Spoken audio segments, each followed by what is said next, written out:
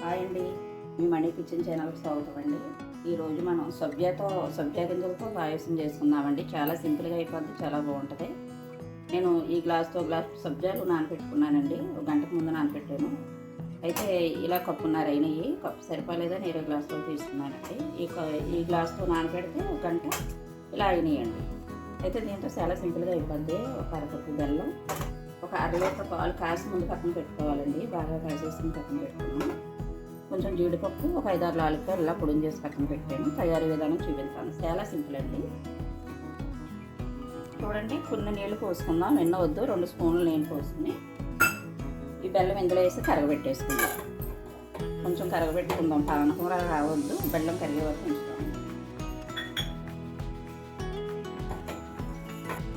చూడండి, ఆ బెల్లం కరిగే లోపల కొంచెం మనం జీడిపప్పు ఉంది కదా, కొంచెం నెయ్యి పోసి వేరే మీద వేపించేసుకుందాం.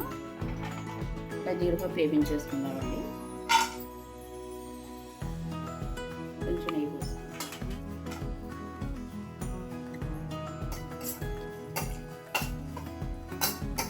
అంటే బెల్లం కరిగిపోయింది. పాలు పెట్టేసుకుందాం. ఆల్రెడీ పాలు కాసేసుకున్నాం కదా, పెట్టుకుని బెల్లం ఇలా వేసేసుకుందామండి. అన్న చిన్న ముక్కలున్న ఇందులో కరిగిపోద్ది, పర్వాలేదు. బెల్లం నీళ్ళు ఇలా పోసేస్తాం.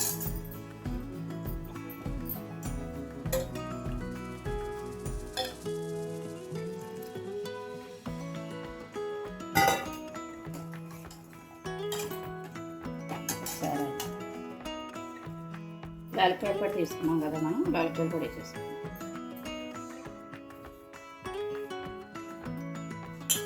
కాసి పక్కన పెట్టాం కదా, పాలు కొంచెం వేడి చేసుకుంటే చాలండి. బెల్లం కరిగాక గోరువెచ్చగా చేసుకుంటే చాలు, ఎక్కువ అవసరం లేదు.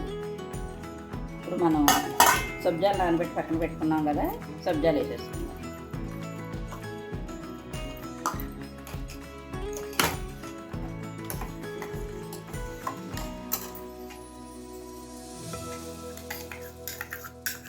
చూద్దామండి, రెడీ అయిపోయింది కదా.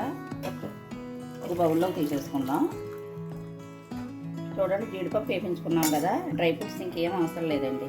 సింపుల్గా డ్రై ఫ్రూట్స్ కూడా ఇందులో వేసేసుకుందాం. డ్రై ఫ్రూట్స్ కాదండి, ఇది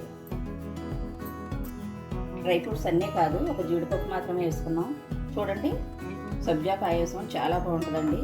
చాలా హెల్తీ ఫుడ్ కూడా ఇది. చూడండి, చాలా సింపుల్గా అయిపోద్దండి. 10 నిమిషాలు కూడా పట్టలేదు అసలు.